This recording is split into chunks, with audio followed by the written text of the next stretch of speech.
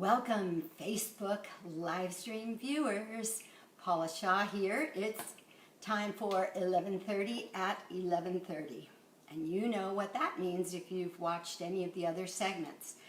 I will be giving you 11 minutes and 30 seconds of good news to help us counterbalance all the painful news or difficult news we're hearing these days due to the pandemic that we're living through. This actual historical time we're living through, a time that nobody else on the planet has ever lived through.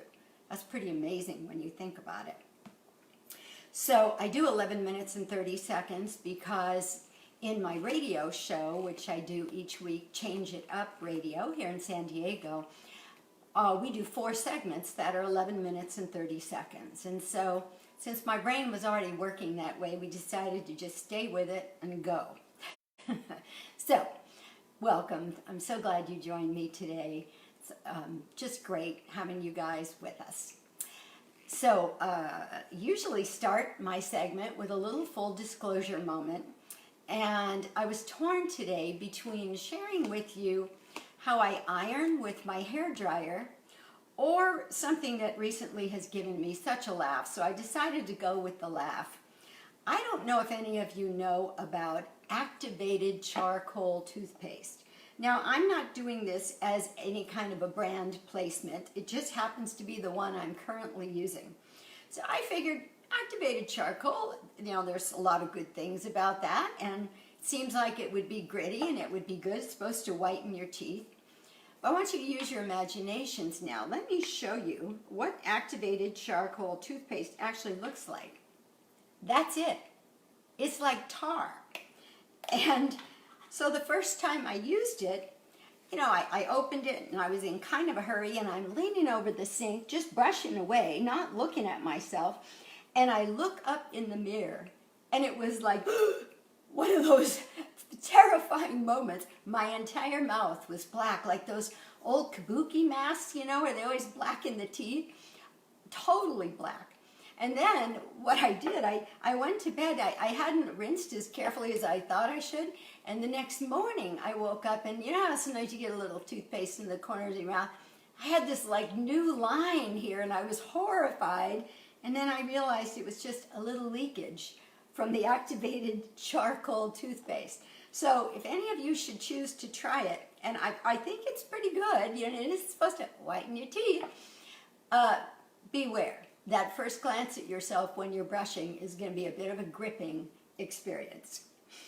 All right, so now I wanted to go on to a topic a little bit more serious today because it occurred to me that one of the things many of us may not realize is that we are going through a huge grief experience right now.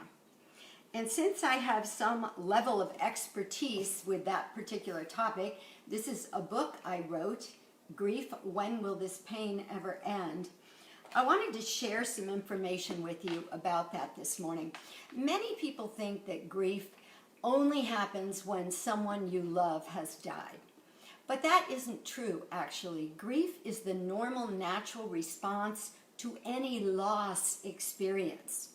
So that could be a loss of your job, a move, because you lose everything familiar when you lose, a health loss, a divorce, a marriage, actually. It's a loss of life the way you knew it, a loss of your freedom. So loss is very pervasive in our life experience.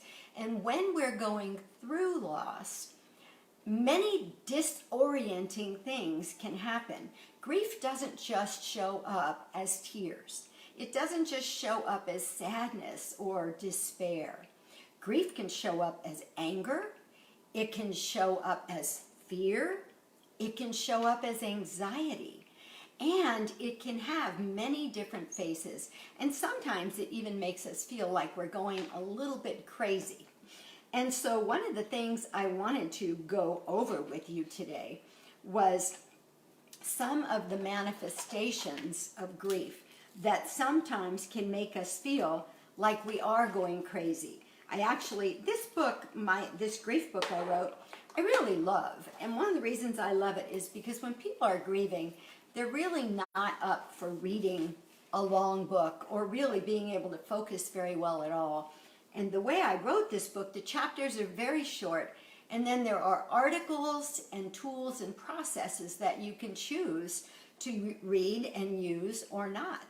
So this particular little article in the book is called Am I Crazy? And I called it that because that's how a lot of people feel when they're going through all these manifestations of grief. So let me read you a few of these and let's see if any of them sound familiar to you. Time distortion. Everybody's talking about, like, they can't remember what day of the week it is because we're not in our usual routines. Obsessive review or ruminating. Thinking about something you did or you wish you hadn't done, or oh, if only this hadn't happened, or if we would have gotten tests sooner, or if Italy had been in better shape, or if China had never gotten a virus, you know, those kinds of thoughts can happen. A search for meaning. I think a lot of us have been going through that, you know, especially since we've been looking at life differently. Our schedules have been different, you know, the way we're doing things is different. Grief attacks or memory embraces. Remember I told you, I think it was 2 weekends ago, I sobbed for most of Saturday afternoon and into Saturday night, just thinking about when my children were small, when my husband and I were, you know, a unit that took care of the children and we were focused on the family. A lot of what all of you are going through right now. Another thing that can often happen is sudden changes in mood. 1 minute you're feeling fine, everything's good, and then all of a sudden it's like, oh my God, I can't do it another minute.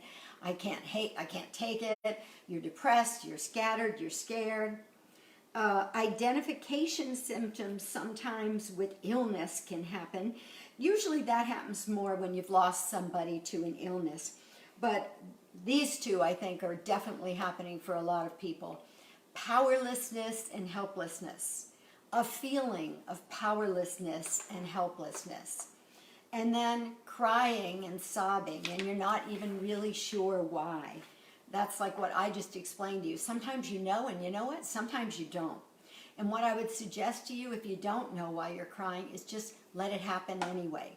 Because there's usually need. There's usually something that needs to be processed. So let yourself do it.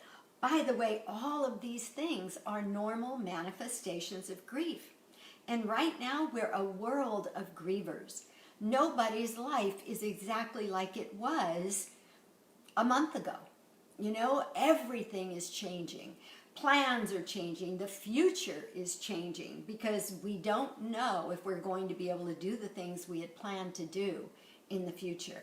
So everybody on the planet is affected, and we are really a nation, a world of grievers right now. So I want to give you just 2 more. Sometimes people have just a loss of a feeling of comfort with themselves. You know, they feel uncomfortable with intimate conversation. They just want to go within and hide. And another tendency can be to soothe the feelings with alcohol or drugs. So remember, while these things are normal, let's try to just allow ourselves moderation. We don't want to sit and cry day after day after day. Self-focus is normal and natural when you're going through this, but let's try to keep a sense of balance in what we're experiencing as well. Because that sobbing, that self-focus, that sudden mood changes, all of those things, I'm saying normal. We all are going through that kind of thing. But that's why it's important to find the balance, to keep some sort of a schedule going, some sort of a routine, something you need to do and need to focus on to help you. And now I want to give you a couple of little tips. There's a spot right here between your pinky and your ring finger. It's right on the top of your hand, right here. It's called the gamut spot. It's a powerful meridian point. And if you just tap it while if you're feeling a sense of overwhelm, despair, hopelessness, any kind of like, oh my God, I can't take it anymore, what's it all for? Just keep tapping this gamut spot and breathing, and that can really, really help you. Another thing that's very strengthening is coming here, tracing the conception meridian from pubic bone to right here under the lip 3 times. And remember, when you do it, don't trace back down, trace up and up and up. And that will help to strengthen and calm you.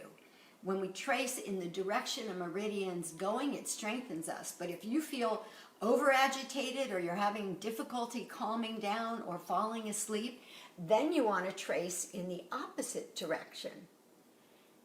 But for daytime and when we need to function, better to trace up. And I have to laugh as I stand up because I told you guys about some good news, a new show that John Krasinski has created on YouTube to help us have good news to talk about during this time. And yesterday he was wearing a suit and a tie and a nice jacket, and when he stood up, because when we're doing these kinds of things we only need to be okay from the waist up. Whoop, there's my timer. When he stood up, he had his jammies on on the bottom level, so I just laughed when I stood up because I've got my exercise pants on and my comfy slippers. Full disclosure. All right, everybody. Hey, I've got an exciting thing happening this afternoon. I also do a podcast for the Association for Comprehensive Energy Psychology. It's called Higher Energy. Check it out on any of your podcast platforms.